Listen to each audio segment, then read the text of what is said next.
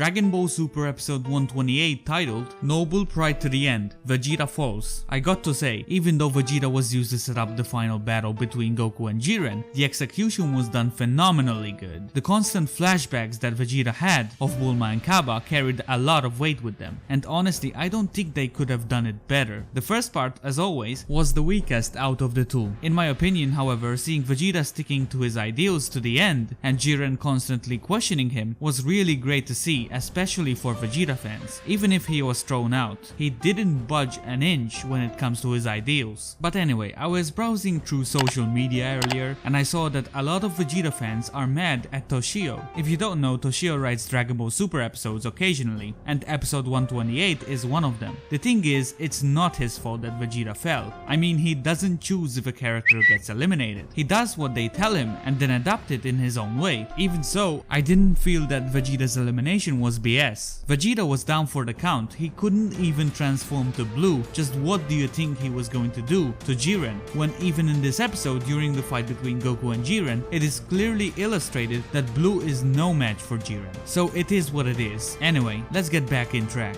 So the first part ends with Vegeta giving Goku his remaining energy, and honestly I thought this was a great moment displaying how far Vegeta has gotten since the beginning of Z. There is no way that previous versions of Vegeta would give energy to Goku, at least without some hesitation. Now the second part, I felt like it was basically a build-up to putting Goku in a situation where he has no choice but to push beyond his limits, and that he did in the final minutes of the episode where he unlocked it yet again. Now I've got to give a round of applause to Goku's voice actress Masako Nozawa for her outstanding performance during this episode. When Goku was being bombarded from Jiren's attacks, her voice acting was incredible. She did the scene justice. The final part of the episode showcased Goku's final awakening of Ultra Instinct. Again, it was executed brilliantly. To me personally, most of the episode was done great. So, is the episode worth your time? Definitely. And if you are a Vegeta fan, you might dislike it, but you've got to see the bigger picture and move on. In the animation department, it wasn't something out of this world,